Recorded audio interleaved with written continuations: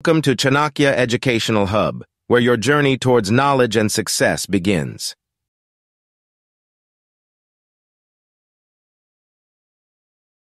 నమస్తే, welcome to special debate. ఈరోజు చాలా ముఖ్యమైన అంశం గురించి మనం మాట్లాడుకుంటున్నాం. అదే ఫార్మా డి కోర్స్ గురించి. 6 ఏళ్ల ఫార్మా డి కోర్స్ చదవాలంటే ఫీజు లక్షల్లో ఉంటుంది. మరి ఆ స్థాయిలో ఉద్యోగాలు ఉంటున్నాయా? అసలు వీరి భవిష్యత్ ఏంటి? ఫార్మసీ గ్రాడ్యుయేట్లకు రీసెర్చ్, క్లినికల్ ట్రయల్స్లో అవకాశాలు లభిస్తున్నాయా? పేషెంట్ హెల్త్ కేర్ మెరుగుపడడంలో క్లినికల్ ఫార్మసీ అసలు ప్రాముఖ్యత ఏంటి? విద్యలో కాకుండా విజయం సాధించేందుకు ఫార్మసీ విద్యార్థులు ఏ స్కిల్స్ వాళ్ళు అభివృద్ధి చేసుకోవాలి? భారతీయ ఫార్మసీ విద్యను ప్రపంచ ప్రమాణాలకు తగ్గ విధంగా ఎలా మెరుగుపరుచుకోవాలి? ఇండియాలో ఫార్మా చదివిన విద్యార్థులకు విదేశాల్లో అవకాశాలు ఎలా ఉంటాయి? ఈ అంశాలపై మనతో మాట్లాడేందుకు మనతో జాయిన్ అవుతున్నారు డాక్టర్ వెంకట్ ఇక్కుర్తి గారు. ఇక ఆయన గురించి చెప్పాలంటే 3 దశాబ్దాలకు పైగా ఔషధాల తయారీ, పరిశోధనలు, వాటి ప్రయోగాల్లో అపార అనుభవంతో పాటుగా ఆధునిక యుగంలో ఫార్మాతో పాటుగా డేటా సైన్స్ రంగాల్లో అనేక మందికి మార్గదర్శనం చేశారు. అలాగే డిగ్రీ, ఫార్మా, ఇంజనీరింగ్, మేనేజ్మెంట్ కళాశాలలో, విశ్వవిద్యాలయాల్లో కూడా సుమారుగా 300కు పైగా సెమినార్లు కూడా ఇచ్చారు. ప్రస్తుతం మనతో జాయిన్ అయ్యారు వెంకట్ గారు. నమస్తే వెంకట్ గారు. నమస్తే అండి. నమస్తే అండి. సార్, ఈరోజు మనం ఫార్మా డి, ఎందుకంటే ఎప్పటి నుంచో వీరికి సంబంధించి చాలా డౌట్స్ ఉంటున్నాయి. అసలు ఏంటి సార్, భారతదేశంలో ఫార్మా డి విద్యార్థుల భవిష్యత్ ఎలా ఉంటుంది? ఫార్మాడి విద్యార్థులకి ప్రపంచం మొత్తం కూడా అవకాశాలు ఉంటాయండి. కానీ ప్రాబ్లం ఏంటంటే గవర్నమెంట్ కొన్ని పాలసీస్ని స్ట్రిక్ట్గా ఇంప్లిమెంట్ చేయాలి. ఎందుకంటే if a doctor is making a wrong diagnosis, patient may die. Same thing like a pharmacist is dispense a wrong medicine, same thing is going to be happen. So a clinical trial analyst like me, if I made a wrong report or wrong conclusion, thousands of people are going to be affected. So ఒక pharmacist కనుక wrong medicine dispense చేస్తే అంటే ఇస్తే ఏమవుతుందంటే చాలా ఇబ్బందులు ఉంటాయి అన్నమాట. అది ఒక ఫార్మసిస్ట్ యొక్క ఇంపార్టెన్స్ సొసైటీలో. కాకపోతే మనం నిజాలు మాట్లాడుకుందాం. ఇవాళ మీరు ఏ ఫార్మసీకైనా వెళ్ళి చూడండి, అక్కడ ఒక 10th క్లాస్ పిల్లవాడు ఎవరో ఒకళ్ళు మందులు ఇస్తూ ఉంటారు. అక్కడ వాళ్ళు ఇవ్వాల్సింది ఎవరు? రియల్గా ఫార్మసిస్ట్ ఇవ్వాలి. అంటే ఫార్మసిస్ట్ అంటే బీఫార్మసీనో లేకపోతే సంథింగ్ రిజిస్టర్డ్ ఫార్మసిస్ట్ ఇవ్వాల్సిన ఉద్యోగాలన్నీ వీళ్ళు లాగేసుకున్నారు. ఫస్ట్ ఆఫ్ ఆల్ అది ఒక పెద్ద మేజర్ ప్రాబ్లం. జనరల్గా ఏంటంటే ట్రెడిషనల్ ఆపర్చునిటీస్ తీసుకుంటే ఫార్మసిస్టులు మెడికల్ షాప్ పెట్టుకోవచ్చు, మెడికల్ షాప్లో వర్క్ చేయొచ్చు. ఆ జాబ్స్ అన్ని వేరే వాళ్ళు లాగేసుకున్నారు. వీళ్ళకి డ్రగ్ యొక్క మెటబాలజీము, టాక్సికాలజీ ఇవన్నీ బాగా తెలుసు కాబట్టి డ్రగ్స్ని మార్కెట్ చేయొచ్చు. కానీ వాళ్ళు కూడా వస్తున్న సూట్ కేసు ఒకటి పట్టుకొని మిగతా వాళ్ళు తీసేసుకున్నారు. ఇండస్ట్రీకి వెళ్దామా అంటే బీఎస్సీ కెమిస్ట్రీ వాళ్ళు, బీఫార్మసీ వాళ్ళు వెళ్తే వాళ్ళని తీసుకుంటున్నారు. అంటే ప్రస్తుతం వాళ్ళకు ఉన్నటువంటి ట్రెడిషనల్ ఆపర్చునిటీస్ వేరే వాళ్ళు లాగేసుకున్నారు. ఫస్ట్ ఆఫ్ ఆల్ అంటే గవర్నమెంట్ పరంగా చేయకూడదు. వాళ్ళు గవర్నమెంట్ పరంగా ఏంటంటే రూల్ ఏదో ఉంటుంది. ఆ రూల్ ప్రకారం ఏంటంటే రిజిస్టర్డ్ ఫార్మసిస్ట్ మాత్రమే మందులు డిస్పెన్స్ చేయాలి. ఇప్పుడు డాక్టర్ ఎలా ట్రీట్మెంట్ ఇవ్వాలో రిజిస్టర్డ్ ఫార్మసిస్టే ఇవ్వాలి. కాకపోతే మనకి ఎక్కడ మీకు కనపడదు, మీకు తెలిసిన విషయాలే. ఇప్పుడు అందుకని నేనేం చెప్తున్నానంటే ఆల్టర్నేటివ్ కెరీర్ ఆలోచించండి. వాళ్ళకి ఆల్టర్నేటివ్గా ఏ కెరీర్స్ ఉంటాయి అనేటువంటిది మనం ఫిగర్ అవుట్ చేయొచ్చు. దురదృష్టవశాత్తు ఏంటంటే ఈ మధ్య కాలంలో లాట్ ఆఫ్ కొన్ని వాట్సాప్ గ్రూప్స్లో దాదాపుగా 1000 మంది ఉన్నటువంటి ఫార్మసీ ప్రొఫెషనల్స్ ఉన్న గ్రూపులో విపరీతంగా దాని గురించి ఒక రాంగ్గా చేసేస్తున్నారు. నేను ఒకటే చెప్తున్నాను వాళ్ళందరికీ కూడా, మనము ప్రాబ్లమ్ని ఐడెంటిఫై చేసిన తర్వాత ప్రాబ్లమ్ని ఫిక్స్ చేద్దాం. ఇప్పుడు పిల్లలు కాలేజీ చేరిన తర్వాత ఈ కోర్సు వేస్ట్, అది వేస్ట్, ఇది వేస్ట్ చెప్పడం కన్నా ఈ కోర్సుతో పాటు ఈ కోర్సెస్ చదువుకోండి, నేర్చుకోండి, స్కిల్స్ని డెవలప్ చేసుకోండి అని చెప్పామనుకోండి, వాళ్ళకి అవకాశం అనేది ఉంటుంది ఫస్ట్ ఆఫ్ ఆల్. సో ఇలా అవకాశం లేకుండా ఒక ప్రాబ్లమ్ని బయటికి పెట్టడం వల్ల అనవసరంగా ఏంటంటే ఆ కోర్సు మీద ఒక రాంగ్ ఇంప్రెషన్ వెళ్ళిపోతుంది. ఆ చదివే పిల్లల యొక్క కాన్ఫిడెన్స్ అనేది తగ్గిపోతుంది. ఇదన్నమాట ప్రస్తుతం ఉన్నటువంటి సమస్య. ఖచ్చితంగా. అంటే వెంకట గారు మీరు చెప్పినట్టుగా, అంటే మీరు వాట్సాప్ గ్రూప్ అని చెప్పారు. బట్ వాట్సాప్ గ్రూప్ అనే కాదు, ఇప్పుడు జనరల్గా ఏమనుకుంటాం మీడియాస్లో శాటిలైట్ టీవీలో వస్తాను, లేదంటే యూట్యూబ్లో అంటే కొంచెం ట్రాన్స్పరెన్సీ అనేది కరువు అవుతుందని కొన్ని డౌట్స్ ఉంటూ ఉంటాయి. బట్ పేపర్స్లో వచ్చిన ఇలా టీవీలో వచ్చిన అది చాలా నిజమని నమ్ముతూ ఉంటారు. ఈ మధ్యకాలంలో చాలా పేపర్స్లో సర్క్యులేట్ అయింది. అసలు ఫార్మసీ చదివితే ఇంకా మస్తే, వారి జీవితాలు మస్తే, వారి భవిష్యత్తులు మస్తే అని. అంటే పేపర్స్ నేమ్స్లో అయితే నేను చెప్పలేను, కానీ చాలా పేపర్స్లో అయితే ఈ వార్త చాలా అన్ని రకాలుగా వచ్చింది. ఇంచుమించుగా ఫార్మాలో చేసిన విద్యార్థుల నుంచి కొన్ని తీసుకుని వాళ్ళే మాట్లాడడం మనం చూస్తాం. వాళ్ళకి ఎవరైతే ప్రెసిడెంట్స్గా ఉంటారో వాళ్ళు కూడా కొన్ని విషయాలు చెప్పడం చూస్తాం. నిజంగా ఎక్కడ కొరబడుతుంది అనుకోవాలి? మీరు చెప్పినట్టుగా ఏ మెడికల్ షాప్కి వెళ్ళి ఇదే పరిస్థితి. అక్కడ అసలు ఏమీ తెలియని వాళ్ళు, అసలు కనీసం దానికి ప్రిస్క్రిప్షన్ అర్థం కాని వాళ్ళు కూడా మనకి మెడిసిన్స్ ఇచ్చేస్తూ ఉంటారు. అలాగే మనం కూడా వెళ్ళి ఏదైనా ఒంట్లో బాగోకపోతే ఏదో చిన్నవే కదా, ఏదో టాబ్లెట్ ఇవ్వండి అంటూ చాలామంది వెళ్ళడం చూస్తూ ఉంటాం. చాలా దానికి సంబంధించి తర్వాత వాళ్ళు చాలా అనుభవిస్తూ చాలా వాళ్ళు ఎఫెక్ట్ అవుతూ ఉంటారు. ఆ మెడిసిన్స్ తీసుకుని తెలియని వాళ్ళు ఇవ్వడం, వీళ్ళు వాడేయటం, ఇలా చాలా జరుగుతూ ఉంటాయి. అసలు ఏంటి మరి, ఎక్కడ ఫుల్ స్టాప్ పడాలి, అసలు ఎక్కడ ఏం జరుగుతుంది అనుకోవాలి? ఒకటండి, మనకి పబ్లిక్ లో అవేర్నెస్ అనేది తెచ్చుకోవాలి. మీకు తెలిసే ఉంటుంది, మనకి గుంటూరు పక్కన ఒక తురకపాలెం అనే దాంట్లో చాలా మంది చనిపోయారు. చనిపోయారు అంటే ఒక unregistered doctor too much of antibiotics ఇచ్చారట. యాంటీబయాటిక్స్ ఇవ్వటం వల్ల ఏమైంది, తర్వాత వాళ్ళకి ఏ మందు పనిచేయలేదు, పాపం అయిపోయి. అంటే ప్రాబ్లం ఏంటంటే ఒక రిజిస్టర్డ్ ఫార్మసిస్ట్ దగ్గర, ఒక మంచి డాక్టర్ దగ్గర మనం ట్రీట్మెంట్ తీసుకుంటే మంచిది అనేటువంటిది జనాల్లో కొంచెం అవేర్నెస్ అనేది కల్పించాలి. అది మనం మీరు నేను చేస్తున్న అదే అనుకోండి, బట్ డిఫరెంట్. ఇవాళ మన ఫార్మసీ స్టూడెంట్స్కి వచ్చేసరికి ఈ ఫార్మసీ ఉద్యోగాలు దొరకనంత మాత్రాన ఆ కోర్స్ ఏమీ వేస్ట్ అయిన కోర్సు కాదు.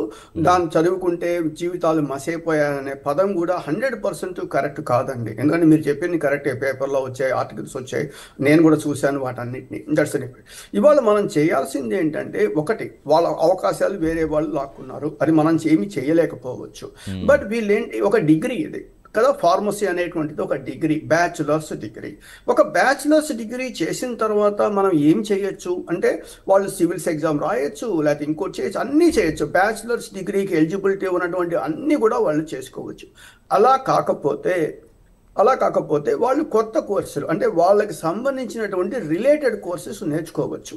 అవేంటి, ఇంట్రొడక్షన్ టు క్లినికల్ ట్రయల్స్, లేకపోతే clinical trials foundation, clinical sauce programming, clinical data management, ఇలాంటి కోర్సెస్ వాళ్ళు డిగ్రీ చదువుతూనే వాళ్ళు నేర్చుకున్నారు అనుకోండి, దానికి సంబంధించినటువంటి సర్టిఫికేషన్స్ అవి చేశారు అనుకోండి, ఖచ్చితంగా వాళ్ళకి జాబ్స్ వస్తాయి.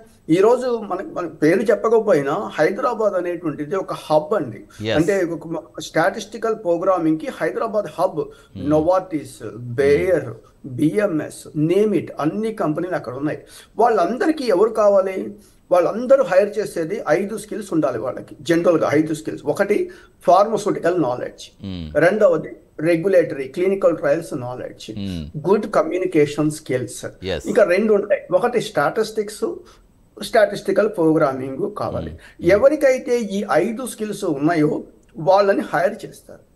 సరే, మనం ఫార్మసీ పిల్లల్ని తీసుకున్నాం అనుకోండి, ఈ 2 స్కిల్స్ వాళ్ళకు ఉంటాయి, ఈ కమ్యూనికేషన్ ఉంది అనుకుందాం, అంటే 3 స్కిల్స్ ఉంటాయి, ఈ 2 వాళ్ళకు ఉండట్లేదు. సరే, ఒక బీటెక్ పిల్లవాడిని తీసుకున్నాం అనుకోండి, వాడికి ప్రోగ్రామింగ్ కాస్త కూస్తో తెలుసు, కమ్యూనికేషన్ ఉంది అనుకున్నాం, ఈ 3 తెలియట్లేదు. ఆ తర్వాత స్టాటిస్టిక్స్ వాళ్ళని తీసుకుంటే ఒకటే ఉంటుంది, మిగతా ఏవి తెలియదు. కంటిన్యూ చేద్దాం. ప్రస్తుతం గుంటూరు నుంచి చంద్రమౌళి గారు మనకి సిద్ధంగా ఉన్నారు మాట్లాడేందుకు. నమస్తే చంద్రమౌళి గారు.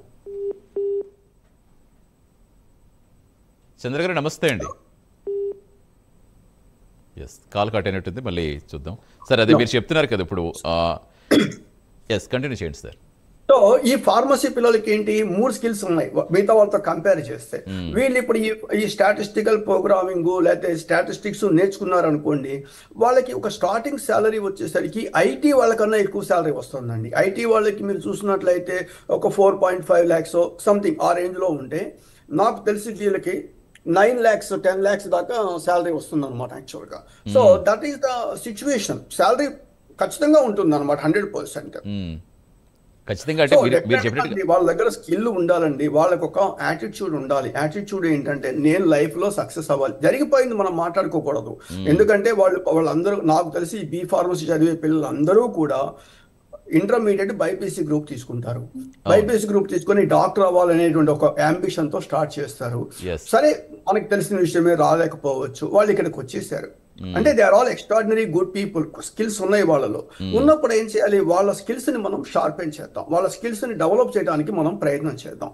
చేసినప్పుడు ఆటోమేటిక్గా వాళ్ళకి సక్సెస్ అవుతుంది. కానీ వాళ్ళ యొక్క కాన్ఫిడెన్స్ని తగ్గించేసేసి ఇది చదవడం వేస్ట్, దీనివల్ల ఉపయోగం లేదు, అది లేదు అని ఈ పేపర్లోనూ వాటిలో వీటిలో పెట్టడం వల్ల అనవసరంగా ఆ స్టూడెంట్స్ యొక్క నైతిక దాన్ని మనం తగ్గించినట్టు అవుతుంటుంది. అది పోగొట్టాలని, అది ఉండకుండా ఉండాలి అవకాశాలు అనే ఉద్దేశంతోనే మనం ఇప్పుడు ఈ టాపిక్ ఎక్కువ మాట్లాడుతున్నాం. ఎస్, ఖచ్చితంగా అండి. ఎందుకంటే చాలా మంది చాలా డైలమాలో ఉన్నారు నిజంగా మీరు చెప్పినట్టుగా ఈ అంశానికి సంబంధించి. కంటిన్యూ చేద్దాం. కృష్ణవేణి గారు కాల్ రెడీ విజయనగరం నుంచి. నమస్తే కృష్ణవేణి గారు. నమస్తే సార్, నేను కే సచివేనండి, మాది విజయనగరం జిల్లా. మా బాబు ఫార్మసీ చదువుతున్నాడండి, బి ఫార్మసీ అయిపోయింది, ఎం ఫార్మసీ లోకి చదువుతాను అంటున్నాడు. అది బెస్ట్ అంటారా? నాకు ఇప్పుడు లైవ్ లో చూస్తున్నాను, మీ నంబర్ చేస్తున్నాను, అందుకు అంటే అంటే ఒకటండి, మీరు ఏ కాలేజీకి వెళ్ళినా, అంటే ఎక్కడికి వెళ్ళినా కూడా, ఇప్పుడు కేఎల్ యూనివర్సిటీ ఎక్కడికి వెళ్ళినా కూడా బి ఫార్మసీ వాళ్ళకి 100% ప్లేస్మెంట్ ఉంటుంది.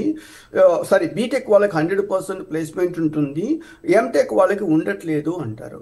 అన్నప్పుడు ఇవాళ ఇండస్ట్రీలోకి వెళ్ళాలి అనుకున్నప్పుడు బి ఫార్మసీ సరిపోతుంది కదా, ఇంకొక 2 సంవత్సరాల పాటు ఎం ఫార్మసీ చదవటం వల్ల వచ్చినటువంటి అడ్వాంటేజ్ ఏమిటో నాకు ఇప్పటికీ అర్థం కావట్లేదు. ఫస్ట్ క్వశ్చన్ ఇస్, ముందు ఆ పిల్లవాడిని, అంటే మీ అబ్బాయిని ముందు జాబ్లోకి వెళ్ళమని చెప్పండి. జాబ్లోకి వెళ్ళి జాబ్లో పనిచేసిన తర్వాత అవసరం అనుకుంటే ఒక 2 సంవత్సరాలు పనిచేసిన తర్వాత ఆ కంపెనీలే, అతను ఏ కంపెనీ అయితే పనిచేస్తాయో ఆ కంపెనీలే కొన్ని యూనివర్సిటీస్తో అగ్రిమెంట్ పెట్టుకొని అక్కడికి వెళ్ళి నువ్వు మాస్టర్స్ చెయ్యి, లేకపోతే ఇంకోటి చేయమని చెప్పి పంపిస్తాయి.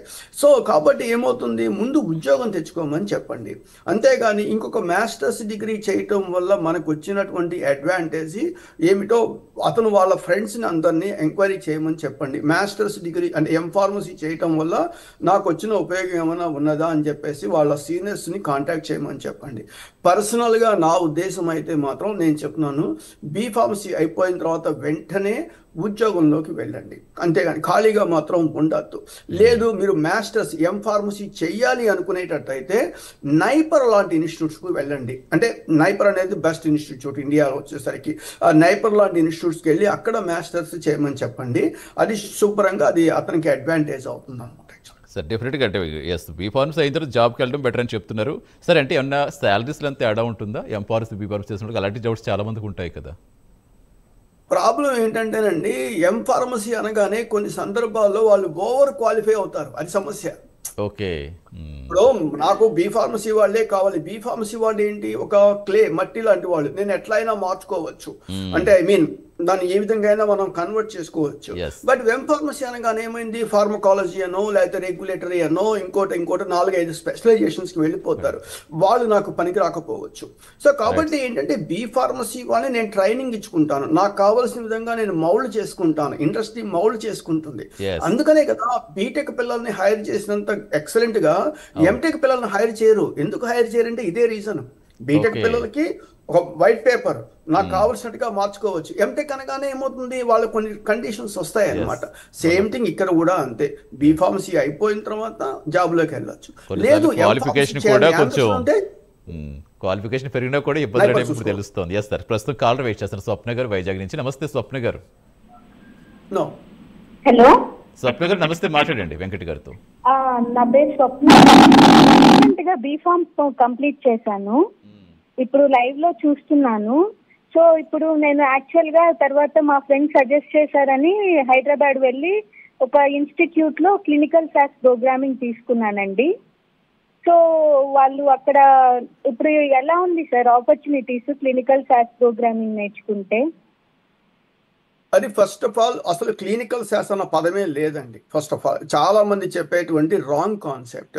First you should know how to drive a car. ఒక కారు ఎలా డ్రైవ్ చేయాలో నేర్చుకుంటే, అది టయోటా అయినా హోండా అయినా ఇంకో కార్ అయినా ఒకటి. ఫస్ట్ ఈ స్టూడెంట్స్ నేర్చుకోవాల్సింది డేటా అనాలసిస్. డేటా అనాలసిస్ నేర్చుకున్న తర్వాత మనం ఫార్మా కంపెనీస్కి వెళ్తే పేషెంట్ ఇన్ఫర్మేషన్ చేస్తాము. ఇదే వ్యక్తి బిజినెస్కి అంటే ఫైనాన్షియల్కి వెళ్తే కస్టమర్ ప్రొఫైల్స్, ఇంకో చోటికి వెళ్తే ఇన్సూరెన్స్ ఇన్ఫర్మేషన్. ఫస్ట్ వీళ్ళు నేర్చుకోవాల్సింది data analysis, analysing the data అనేటువంటిది నేర్చుకుంటే అది బెటర్గా ఉంటుంది. రెండవది, మీరు ఇప్పుడు ఎక్కడో హైదరాబాద్లో నేర్చుకున్నాను అని చెప్తున్నారు. నేను వాళ్ళందరికీ చెప్పేది ఒకటే, నేర్చుకునేటప్పుడు ఫస్ట్ అడగాల్సింది ఎవరు ఫ్యాకల్టీ, ఫస్ట్ క్వశ్చన్. ఆ ఫ్యాకల్టీ యొక్క ఎక్స్పీరియన్స్ ఏమిటి, ఎక్కడ పనిచేస్తున్నారు అనేది రెండవది, వాళ్ళ యొక్క ఎడ్యుకేషన్ క్వాలిఫికేషన్స్ ఏంటి అనేది మూడవది. ఈ 3 విషయాలు తెలుసుకోకుండా మా ఫ్రెండ్స్ సజెస్ట్ చేశారనో ఇంకోళ్ళు చేశారనో అక్కడికి వెళితే operation grand success, patient dead. ఎందుకంటే నాకు చాలామంది అమెరికాలో హైదరాబాద్ నుంచి ట్రైనింగ్ తీసుకొని మా దగ్గరకు వచ్చి మళ్ళీ ఇక్కడ మా దగ్గర ట్రైనింగ్ నేర్చుకున్నప్పుడు వాళ్ళకి ఏమీ అర్థం కావట్లేదు ఫస్ట్ ఆఫ్ ఆల్. సో కాబట్టి ఏంటంటే మీరు హైదరాబాద్లో నేర్చుకోవడం తప్పని నేను చెప్పట్లేదు, కానీ మీరు రైట్ పర్సన్తో నేర్చుకోండి. అందుకని నేను చాలా సందర్భాల్లో చెప్తాను, select right guru first. If you are at right guru, you never did anything wrong. If you are not at right guru, whatever you are doing is wrong. Probably you need to realize yourself to select a right person. Right. Thank you, Swapna garu. Thanks for calling. Next caller, Krishtay garu, Hyderabad నుంచి. నమస్తే Krishtay garu. Sir నమస్తే sir. నమస్తే అండి, చెప్పండి, అడగండి sir. Sir Venkat గారితో మీ సమస్య ఏంటి, మీ డౌట్ ఏంటో అడగండి సార్. మా అబ్బాయి ఫార్మా డి 3rd year అయిపోయింది సార్, ఇప్పుడు 4th yearకి వెళ్తాడు. హలో, అంటే ఒకటి సార్, ఫార్మా డి వచ్చేసరికి ఏంటంటే ఇప్పుడు ఒక ఎంఎస్సి స్టాటిస్టిక్స్ అన్నారు అనుకోండి, వీళ్ళకి ఒక ఉద్యోగం ఉంది, ఆ ఉద్యోగం వీళ్ళే చేయాలి. ఆ ఉద్యోగం ఏంటంటే ఎంఎస్సి స్టాటిస్టిక్స్ అంటే లెక్చరర్ ఉద్యోగాలు స్టాటిస్టిక్స్కి. అట్లా ఏంటంటే ఇండియాలో మీరు ఏ కోర్స్ అయినా ఒక డిజైన్ చేసినప్పుడు కొన్ని స్పెసిఫిక్ పొజిషన్స్ అనేవి వాళ్ళ కోసమే రిజర్వ్ చేయాలి, వాళ్ళ కోసమే రిజర్వ్ చేయాలి. అట్లా ఫార్మా డీకి చేశారా, మీరే ఎవాల్యూట్ చేసుకోండి. ఒకటి, ఇప్పుడు 6 సంవత్సరాల ఫార్మా డి కోర్సు ఇప్పుడు 3 సంవత్సరాలు అయిపోయింది. ఆ కాలేజీ నాకైతే తెలియదు. లాస్ట్ కొన్ని సంవత్సరాల్లో ఆ కాలేజీ నుంచి ఎంతమందికి ఉద్యోగాలు వచ్చాయి అనేది వాళ్ళు చూసుకోవాలి. ఇప్పుడు ఈ పోయిన 3 సంవత్సరాల నుంచి మనం మాట్లాడుకోవట్లేదు. ఇప్పటి నుంచి ఏం చేయొచ్చు, తను క్లినికల్ ట్రయల్స్లోనో లేకపోతే డ్రగ్ డెవలప్మెంట్లోనో లేకపోతే క్లినికల్ ఫౌండేషనో ఇలాంటి ఏరియాలో ఈ 2 సంవత్సరాల పాటు కష్టపడ్డారు అనుకోండి, 6th year ఎట్లాగో తన హాస్పిటల్కి వెళ్ళి సమ్ ఏదో ఇంటర్న్షిప్ చేయాల్సి ఉంటుంది. సో ఖచ్చితంగా ఎడిషనల్ స్కిల్ అనేది యాడ్ అవుతుంది. మన వాళ్ళంతా ఎప్పుడు ఆలోచిస్తారంటే 6 సంవత్సరాలు అయిపోయిన తర్వాత ఏం చేయాలని ఆలోచిస్తారు, అప్పుడు చేయడానికి ఏమీ లేదు. ఫస్ట్ ఆఫ్ ఆల్ ఇప్పుడు రైట్ టైం అండి, మీ పిల్లవాడు 3rd yearలో ఉన్నాడు కాబట్టి 4th year 5th year కొన్ని ఎడిషనల్ స్కిల్స్, ఏమో సాటర్డే సండే లైక్ ఆన్లైన్లోనూ ఇక్కడో ఒక మంచి ఫ్యాకల్టీని తీసుకొని మంచి కోర్స్ తీసుకొని అవి చేశారనుకోండి, డెఫినెట్గా అది అతనికి బెనిఫిట్ అవుతుంది. సో ఫార్మాడీ చేయటం తప్పని నేను చెప్పట్లేదు, కాకపోతే అది తప్ప రైటా అనేటువంటిది మీకే వదిలేస్తున్నాను. But వేరాస్ now he wants to improve, he want to sharpen his skills, that is more important. అంటే ఇంకా ఏ స్కిల్స్ నేర్చుకుంటే ఇంకా బెటర్మెంట్ కనిపిస్తుంది సార్ మీరు చెప్పినట్టుగా? ప్రస్తుతం వాళ్ళకి వచ్చేసరికి ఏంటంటేనండి, క్లినికల్ ట్రయల్స్ అండి. మనుషులు ఉన్నంతకాలం రోగాలు ఉంటాయి, రోగాలు ఉన్నంతకాలం మందులు కనిపెట్టాలి, మందులు కనిపెట్టాలంటే క్లినికల్ ట్రయల్స్ చేయాల్సిందే. సో కాబట్టి ఆ ఏరియాకి ఏంటంటే ఎప్పుడు డిమాండ్ ఉంటుంది, ఎవర్ గ్రీన్ డిమాండ్ ఉంటుంది. అంటే ఈవెన్ రేపు ఆర్టిఫిషియల్ ఇంటెలిజెన్స్ వస్తే మన పరిస్థితి ఏంటి అని అనుకోవచ్చు. ఆర్టిఫిషియల్ ఇంటెలిజెన్స్ వస్తే ప్రాబబ్లీ ఒక 20% or 30% ఉద్యోగాలు వెళ్ళిపోతాయేమో కానీ 100% వెళ్ళవు, 100%. సో కాబట్టి ఖచ్చితంగా ఏంటంటే ఆ ఏరియాలో కనుక రైట్ పర్సన్తో మాట్లాడి మన వాళ్ళు చేయగలిగితే అబ్సల్యూట్లీ దట్ ఈస్ గుడ్ అనమాట. Particularly for pharma D students చాలామందికి ఏంటంటే ఒక ఆలోచన ఉంది, మేము అమెరికా వెళ్ళిపోయి లైక్ నాప్లెస్ ఎగ్జామ్ రాసేయచ్చు అనుకుంటున్నారు. కానీ అక్కడ మీరు అమెరికా ఫార్మసీ అసోసియేషన్ రూల్ చూసినట్లయితే మీకు తెలుసు కదా, ఫార్మసీ స్టూడెంట్స్ 2002 తర్వాత a pharmacy graduate from India is not eligible to take NAPLEX examination. బాగా గుర్తుపెట్టాలి, ఇంకోసారి రిపీట్ చేస్తున్నాను, 2002 తర్వాత a pharmacy graduate from India is not eligible to take NAPLEX examination. So కాబట్టి ఫార్మాడీ వాళ్ళకి ఉన్నది అనుకుంటున్నారు, కేస్ బై కేస్ ఏదో వస్తున్నాయి డెఫినెట్గా, రియల్గా వాళ్ళకి మాత్రం లేరు. కానీ వీళ్ళంతా అమెరికా వచ్చి ఏం చేస్తారు, ఫార్మస్యూటికల్ కెమిస్ట్రీ అనో లేకపోతే పబ్లిక్ హెల్త్ ఇంకేవో కోర్సెస్ చేస్తారు జంప్ అవ్వటానికి. అక్కడ వీళ్ళకి జాబులు దొరుకుతున్నాయా? దొరకట్లేదు. అమెరికాలో జాబ్స్ దొరికేటువంటి ఏరియాలు రెండు, ఐటీ ఒకటి, మెడికల్ ఒకటి. ఈ ఐటీ మెడికల్లో ఏంటంటే ఐటీలో కూడా వీళ్ళకి ఫార్మస్యూటికల్ కంపెనీస్లో మనకి ఇన్ఫర్మేషన్ దొరికే అవకాశం ఉంటుంది. అట్లా వాళ్ళు ఆలోచించుకోగలిగితే that is much much more better. అంటే వెంకట్ గారు, ఇప్పుడు మీరు చెప్పిన దాన్ని బట్టి ఇప్పుడు మనకి ఇక్కడ చదివే స్టూడెంట్స్కి అందరికి కూడా ఆ స్థాయిలో క్వాలిటీ దొరకట్లేదు అనుకోవాలా ఈ స్టడీస్లో? ఇప్పుడు అంతర్జాతీయ ప్రమాణాలు అందుకునే విధంగా మన దగ్గర లేదంటారా?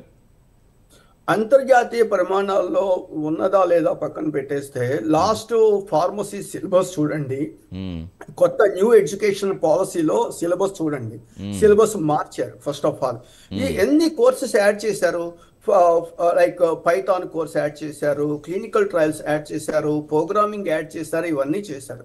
మరి ఇంతకు ముందున్నటువంటి పిల్లలకి ఆ స్కిల్స్ ఉండట్లేదు కదా సిలబస్లో. అంటే వీళ్ళే ఒప్పుకుంటున్నారు ఇంతకు ముందున్న సిలబస్ ఇంటర్నేషనల్ స్టాండర్డ్స్లో లేదు అని చెప్పి ఒప్పుకొని ఇప్పుడు సిలబస్ మారుస్తున్నారు. మార్చినప్పుడు ఆ పాత పిల్లలకి ఏం చేయాలి, కనీసం ఒక బ్రిడ్జ్ కోర్సు పెట్టాలి. అరే బాబు, మీరు ఇంట్రెస్ట్లోకి వెళ్ళాలి అంటే కొత్త వాళ్ళకి సిలబస్ పెట్టాం కదా, మీకు పైథాన్ నేర్చుకోండి, లేకపోతే శాస్ నేర్చుకోండి, క్లినికల్ ట్రయల్స్ నేర్చుకోండి అనేటువంటి ఒక బ్రిడ్జ్ కోర్సు వాళ్ళు ఏమన్నా పెట్టారు అనుకోండి, అప్పుడు ప్రస్తుతం చదువుతున్నటువంటి పిల్లలు ఆ స్టాండర్డ్స్ ని అందుకునే అవకాశం అనేది ఉంటుంది. అండ్ రెండవది ఏమిటంటే ఇప్పుడు అక్కడ సిలబస్ నేను చూశాను, పైథాన్ మీద లేకపోతే ఆర్టిఫిషియల్ దాదాపు 7 or 8 పేపర్స్ పెట్టారు. ఆ 7 or 8 పేపర్స్కి ఒక ప్రిన్సిపాల్ అడిగారు, సార్ ఈ పేపర్ మీరు తప్ప ఎవరు చెప్పలేదు, మీరు చెప్తారా అన్నారు. అంటే నేను చెప్పాను, నేను అందరికీ చెప్పలేను కదా, but I can do something అని చెప్పి ఏదో వర్క్ చేస్తున్నాం. ఖచ్చితంగా అయితే మన ప్రస్తుతం ఉన్నటువంటి మన ఫార్మసీ స్టూడెంట్స్ నా పర్సనల్ ఒపీనియన్ ఇంటర్నేషనల్ స్టాండర్డ్స్లో మాత్రం లేరండి. ఎక్సెప్ట్ 1 or 2 ఇన్స్టిట్యూట్స్ ఉండొచ్చు, దట్స్ డిఫరెంట్. Right sir. ప్రస్తుతం సత్యనారాయణ గారు వెయిట్ చేస్తున్నారు హైదరాబాద్ నుంచి. నమస్తే సత్యనారాయణ గారు. నమస్కారం సార్. నమస్తే. అడగండి సార్, వెంకట గారిని అడగండి. అదే మా అబ్బాయి బీ ఫార్మసీ కంప్లీట్ అయిపోయిందండి, ఎం ఫార్మసీ కోసం ఎంట్రన్స్ కూడా రాశాడు. ఓకే, అది కంటిన్యూ చేయొచ్చా, చేస్తే ఏ కోర్స్ తీసుకుంటే బెటర్ ఉంటుంది? రైట్. అసలు ఎంఫార్మసీ ఎందుకు చేయాలండి? నా క్వశ్చన్ వెరీ సింపుల్, ఎంఫార్మసీ ఎందుకు చేయాలి? ఇంకో 2 సంవత్సరాలు టైం బై చేయడానికా మీరు? సార్ సార్ నమస్తే. అంటే ఎంఫార్మసీ ఎందుకు చేద్దాం అనుకుంటారని అడుగుతున్నారు. ఎంఫార్మసీ ఎందుకు చేద్దాం అనుకుంటారు? పీ ఫార్మసీ తర్వాత క్లినికల్ ట్రయల్స్ ఒక జాబ్ సెర్చింగ్ చేసుకుంటే ఇంకా బెటర్గా ఉంటుంది. ఇందాక కాలకు చెప్పారు. ఇప్పుడు మీ ఉద్దేశం ఏంటంటే ఏం లేదు సార్, మా వాడు ఏంటంటే చదువు ఆపించేస్తే మళ్ళీ యాక్చువల్గా బీ ఫార్మసీ అవడానికి మొగ్గు చూపలేదు. ఇప్పుడు మేము ఆల్రెడీ ఫార్మా ఇండస్ట్రీలో చేసి వచ్చామండి ఆల్రెడీ. మా సార్లు అడిగినప్పుడు ఏంటంటే ఎం ఫార్మసీ కూడా చేపించేసేయి, ప్రమోషన్స్ కానీ ఇవన్నీ ఏవైతే ఉంటాయి ఇవన్నీ కూడా బాగా వస్తాయి అన్నట్టు చెప్పుకొచ్చారని కంటిన్యూ చేయాలనుకున్నాను. అది ఆల్రెడీ ర్యాంక్ కూడా 218 వచ్చింది సార్. ఎం ఫార్మసీ ఎంట్రన్స్ ఉంటుంది కదా, ఎంట్రన్స్ కూడా 218 వచ్చింది. మంచి కాలేజ్ వచ్చే అవకాశం ఉంది. చదివించమంటారా? ఎం ఫార్మసీ మీరు చేయించాలని నిర్ణయంకి వస్తే నైపర్కి పంపించండి. NIPER is the best institute, దానికి పంపించేసేసి అక్కడ ఎంఫార్మసీ చేయించండి, దట్స్ బెటర్ అనమాట. అంతేగాని మళ్ళీ ఇక్కడే బీఫార్మసీ చేసి ఆ పక్కనే ఎంఫార్మసీ చేయడం అనేటువంటిది పర్సనల్లీ నేనైతే మాత్రం అడ్వాంటేజ్ చేయట్లేదు. రెండవది ఏంటంటే ఇప్పుడు సపోజ్ మీ పిల్లవాడు బీఫార్మసీనే ఇంట్రెస్ట్ ఉందో ఇంట్రెస్ట్ లేకో ఏదో చేసేసాడో అనుకున్నప్పుడు మీరు ఆలోచించాల్సింది ఒకటి, ఫస్ట్ ఆఫ్ ఆల్ అతనికి సక్సెస్ని ఎంజాయ్ చేయమని చెప్పండి. సక్సెస్ అంటే ఏంటి? ఒక ఉద్యోగం తెచ్చుకొని ఒక 5 లక్షలు 6 లక్షలు శాలరీ వచ్చేసి ఆ శాలరీతో 1 సంవత్సరం పాటు తన డబ్బులతో, మీ డబ్బులతో కాదండి, తన డబ్బులతో తను ఎంజాయ్ చేశాడు అనుకోండి, అక్కడ అతనికి సక్సెస్ తెలుస్తుంది. రెండవది ఏమవుతుందంటే తన డబ్బులు తను ఖర్చు పెట్టుకున్నప్పుడు వాల్యూ తెలుస్తుంది, మనీ వాల్యూ తెలుస్తుంది.